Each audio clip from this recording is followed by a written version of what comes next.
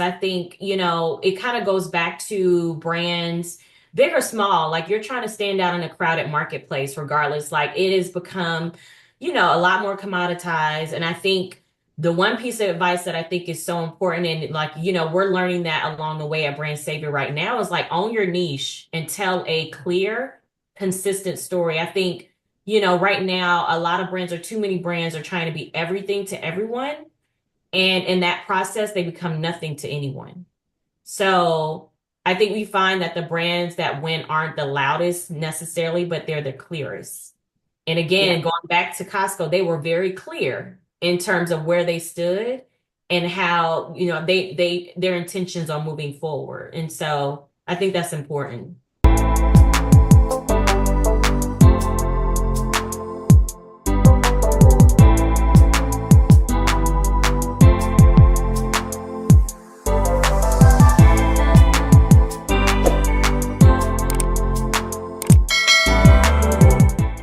Welcome to the Brand Brief podcast, where we discuss the latest trends and key strategies that are driving brand growth. This podcast is powered by Brand Method Media Group, and I'm your host, Kelli Kelley. Today's guest is Nikkia Adolphe, co-founder and head of strategy for BrandSavor Media and Marketing, a strategic marketing and communications consultancy focused on brand storytelling that ignites, inspires, and sparks change for companies across the innovation economy. BrandSavor helps brands authentically connect with audiences, accelerate growth, and navigate the complexities of our globalized world. Welcome to the show, Nikkia. Thank you for having me, Kelly. It's such a pleasure.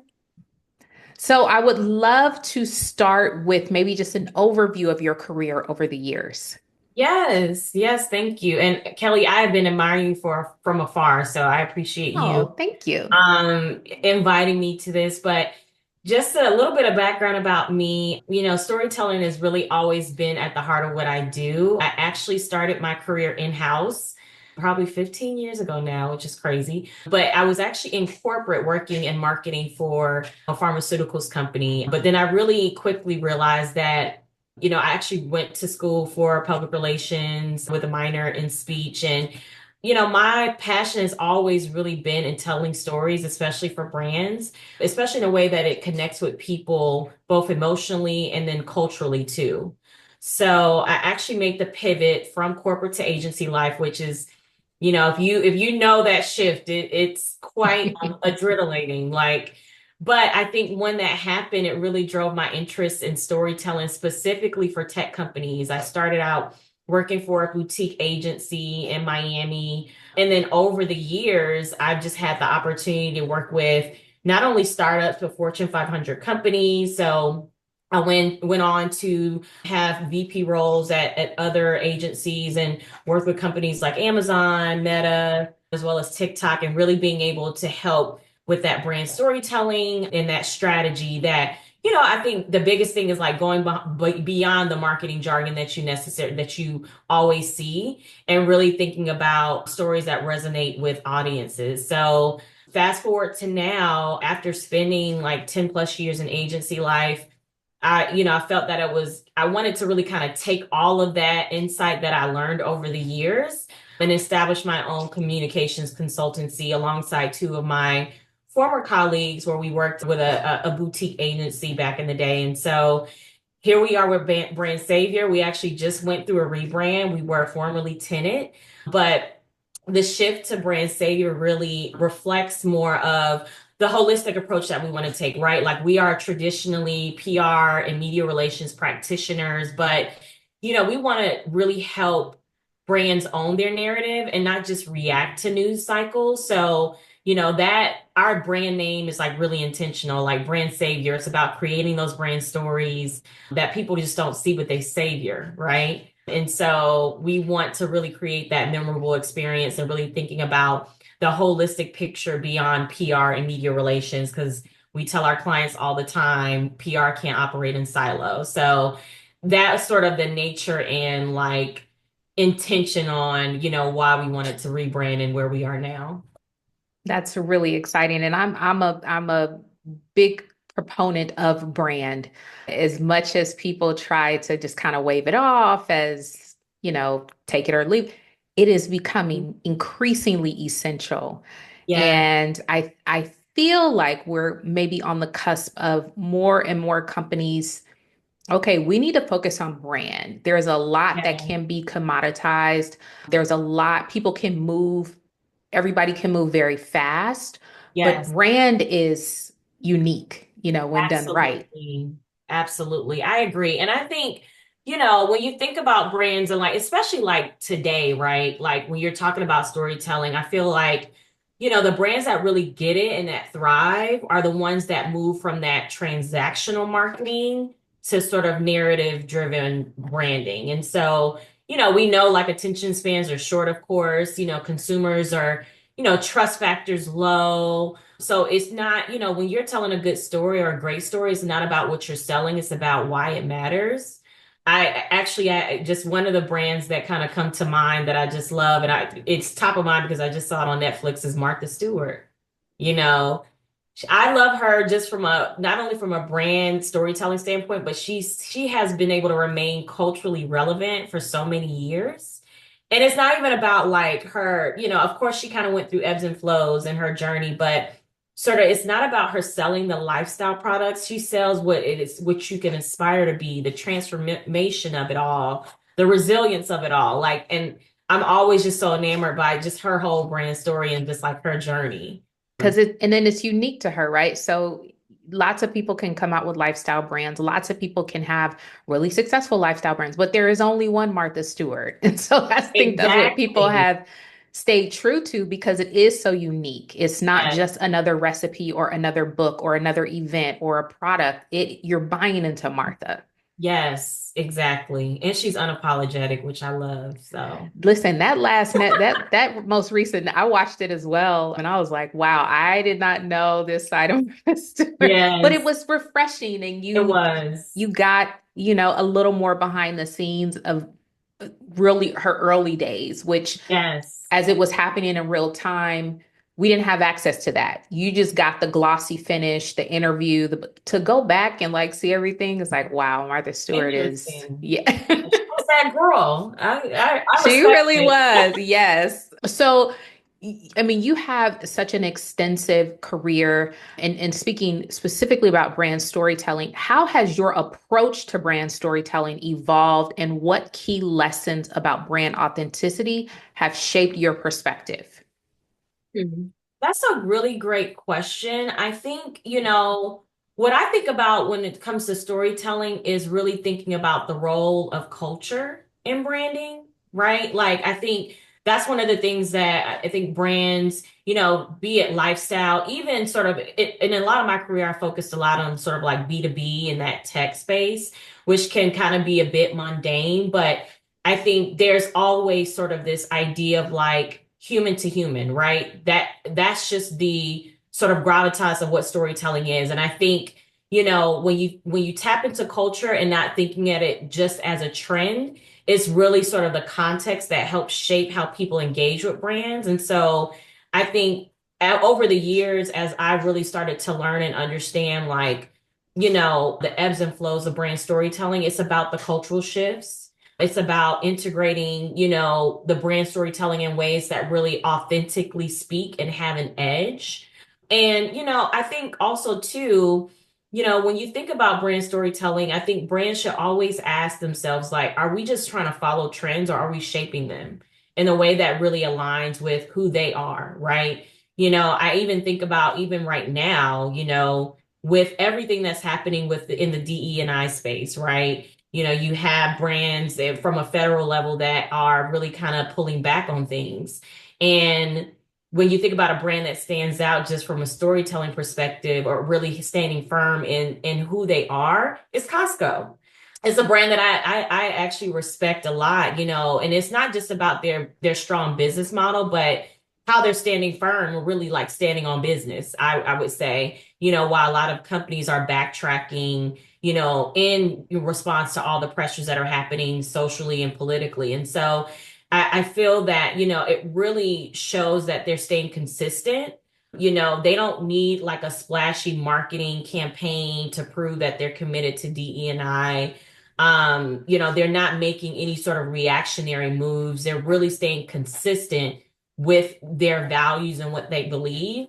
And that's really the ultimate sort of playbook that really builds trust with their employees, with their customers, and why they have such a huge brand affinity and brand loyalty amongst folks in the US. So I would say, over time, it's like, not really kind of bearing in mind sort of like culturally relevant, but not so much being so honed into the trends to where it's not, you're not really focused on who you are as a brand and what you are, what you stand for.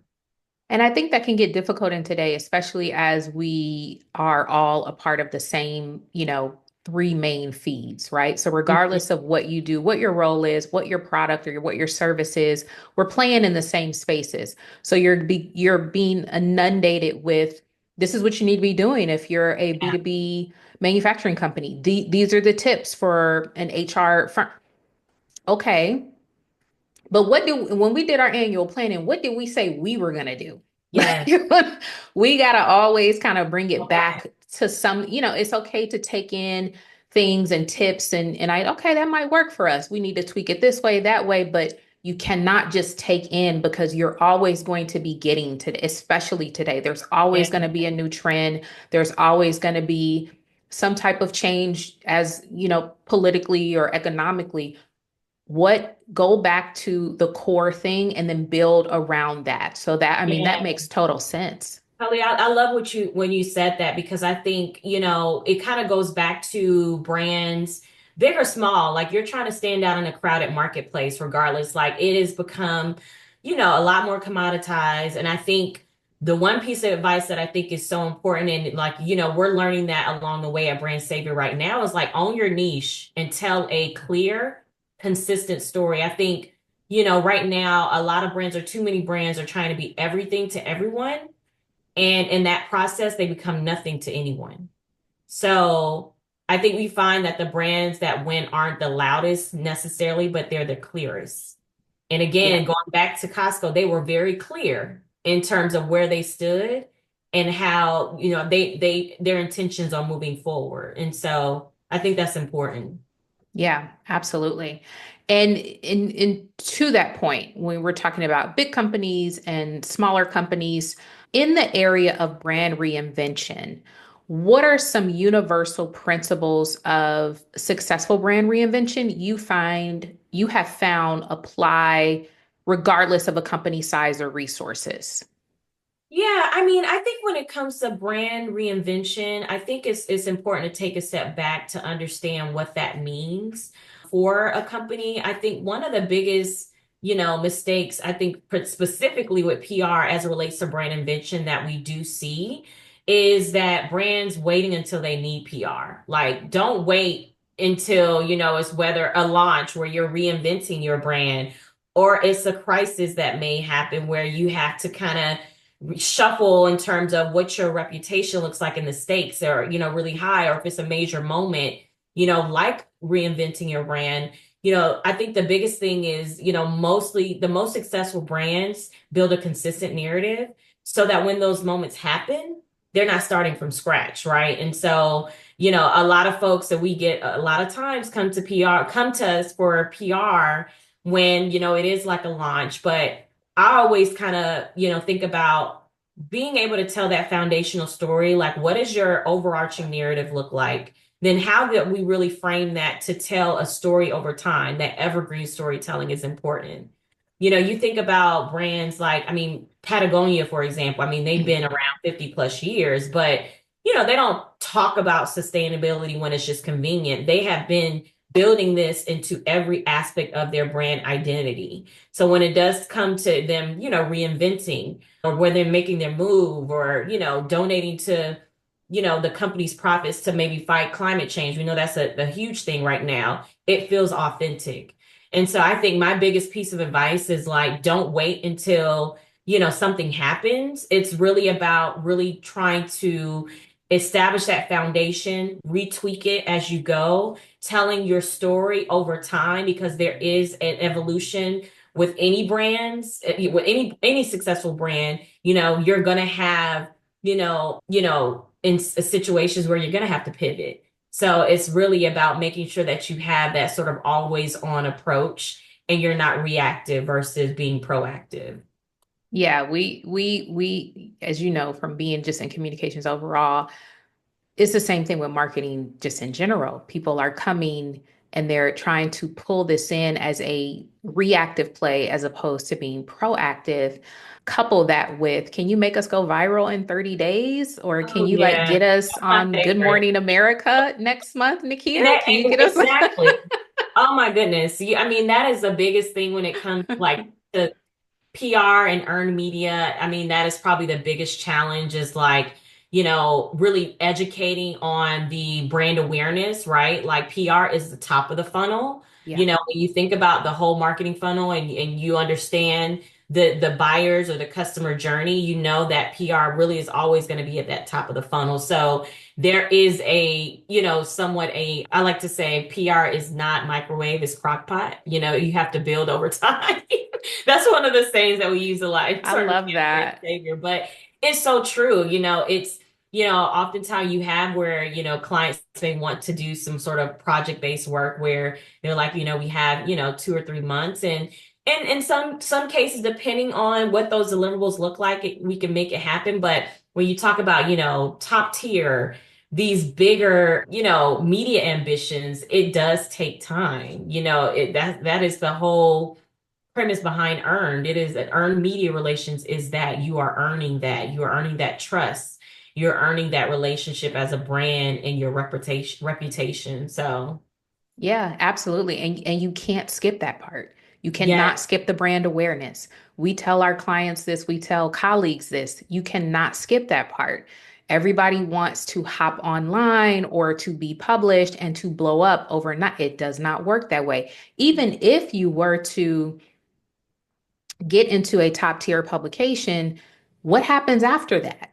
That yeah, ran. So now what? Just to get in, it's like, well, I didn't think about that. There's a whole process that has to happen between the top of the funnel and the bottom. And, absolutely. it's like we can't skip over the brand awareness part, guys. Yes. That's not how it works. And then what are you doing to help amplify when that piece of coverage hits? I was just having this conversation with a potential client. When that piece of coverage hits, how are you then amplifying it across your paid channels? Like, how are you boosting that? How are you getting, more eyeballs on it again to really reach your customer, your buyer? Because that's just one piece of the One piece. breadcrumbs, right? So when you look at it holistically, and that's why I love what I do, because I think, there is always going to be an education aspect to it where, you want people to really understand the growth process and from a customer growth standpoint, from a retention standpoint, and know that brand awareness is always going to be at the top. But there's other ways and areas that you have to make sure that you are having touch points with your customer before they ever, or that potential customer before they even convert, Yeah. right? Yep. Or sell, or, remain loyal to you. And then when they do convert, there's a constant. So, that's why I love what I do because it is an education piece and that strategic value, that strategic counsel is super valuable when you're working with savvy brands, that understand and that are open to that feedback and to really do things differently. Yeah. So in speaking of the customer journey, because we know ultimately, you know, we do want to get to that conversion point, but there is a journey. So as it pertains to PR measurement and analytics, what metrics or indicators do you find most valuable when evaluating the success of, let's say, a brand reinvention strategy? How do you measure the progress? Yeah, I mean, I think it's a couple of different things, right? Like, I think that there has to be a multi-prong approach, where yes, there's the earned media piece to it, but also, like, you also have to think about things that are really going to move the needle forward and really get you in front of who is valuable, right? So, yeah, while you have earned media, there's thought leadership, right? Yeah. Like, if you have buyers, especially in the B2B space where you know that they're going to be at an ad week conference. Like, how do we get you front and center as a speaker there? So being able to show like being able to put, your customer or your client in front of the audiences that are really the decision makers. I think that's important. And oftentimes, that's sort of some like invisible metrics that you don't necessarily see, but they are still very valuable because when you are in front of that potential customer, that can then in turn into, future conversations. So I think, for PR practitioners, we have someone always kind of relied on, I would say, vanity metrics like, impressions and things like that. But I think over time, I think it's really about that integration that really matters too. And really thinking about, again, how, if you have that earned piece of coverage, how can you really boost that? How can you really help to get in front of your buyer? I think also too, it really also depends on just the types when you do get earn media coverage. What type of relationship do you have with that editor, with that outlet? Are there opportunities for you to provide any sort of tracking links within some of the coverage that's achieved? Because that also is obviously, where you're able to really track to, the amount of traffic that piece of coverage may have received. So that's also something I think is important as well. But I think it's a holistic effort, not Has to even just be. the earned media relations piece. There's a thought leadership piece. There's speaker relations that I feel like really kind of all helps to really bridge that gap in terms of what that ROI looks like.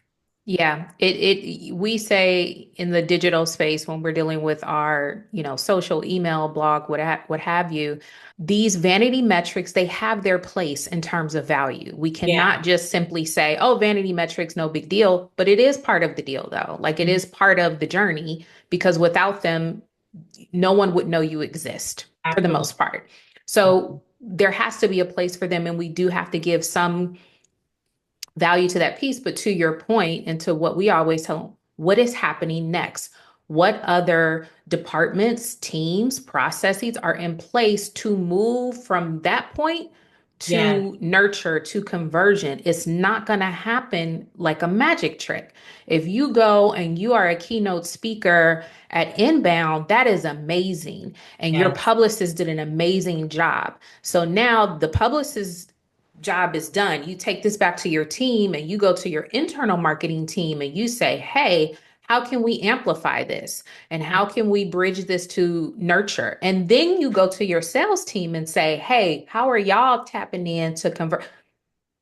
You got to have all, you gotta Yes. have all I things love it. involved. No, Yes. it just cannot be a one and done. It No. cannot be a one and done because that, would be you'll be doing yourself a disservice and not only that, just, the work that you and the effort that you put into a lot of these different programs that you have, be it digital marketing, PR, earned, like you said, sales. I mean, listen, I think that's the biggest disconnect too, like especially in internal companies and teams is that like, marketing, comms, and sales should be this like ultimate trifecta. Together. Yes. Oftentimes, sales is somewhat disconnected from even the PR piece where they should be super relying on each other and really having those ongoing conversations because it really does help to understand and increase and improve that bottom line and that ROI. So having like you hit it right on the nail, like having sort of that tight sort of relationship internally and that sort of trifecta that sales, marketing, and communications really is the key to really, a brand's success. I mean, it has to be in my early days, many, many years ago, when I was doing PR, kind of on as another component of our world, I would come into contact with people who had blown their entire budget on a photo shoot without consulting any communication professional, not Yeah, marketing, not PR. They found a photographer, they went and did a shoot, they spent all this money and they come to the marketing and it's like, hey, we're ready for marketing and or PR. And it's like, well, we can't really use any of these images. Like there's no real direction to the shoot. yeah, You don't have proper product shoot photos. You don't have proper lifestyle photo, so then it becomes disjointed. The photographer did their job. yeah. but it was not connected to the other people on your team that could get you to where you wanted to go, you The know? strategy piece. There was no strategy No behind strategy. You just the went in, you just did a intent. photo shoot. Yes. Yes, yes, yes. Okay. Often. So, what's next for Brand Savior? Oh man, we have, I mean, first and foremost, obviously the rebrand has been an exciting time for us and really being able to cultivate that. That has actually been a huge learning lesson for us, but in a lot of great ways. So we're excited about that. We're actually going to be launching our LinkedIn newsletter, the BrandSavor Brief, which is really going to be about giving sort of a contrarian point of view of what CMOs aren't doing or the things that they should actually really kind of tweak in terms of understanding cultural relevance and brand storytelling and how that maps to their organization's ROI. So that's exciting. And then we're actually working with a client right now, Black Health Matters, and doing their media relations, and they're doing an upcoming summit here in Atlanta on February 22nd. So we're elevating that conversation around health equity. And really, for us, it's not even just about getting that media attention for the event. It's really sort of using that platform to really spark real discussions about sort of the racial disparities and healthcare and access to that, and sort of really telling that story as well. And so we're excited about that, and a couple of some, new clients that are in the pipeline. So it's Oh, exciting. that's awesome. Yay, that I'll definitely be keeping up with that. Well, that's going to wrap today's show. Thank you to our incredible guest, Nikkia Adolphe, co-founder and head of strategy for Brand Savior Media and Marketing. We'll have contact information in the show notes for anyone interested in following up or supporting any of the initiatives from the company. If you enjoyed today's episode, please don't forget to like, subscribe, and leave a review. We'll see you in the next episode. Thanks, Kelly.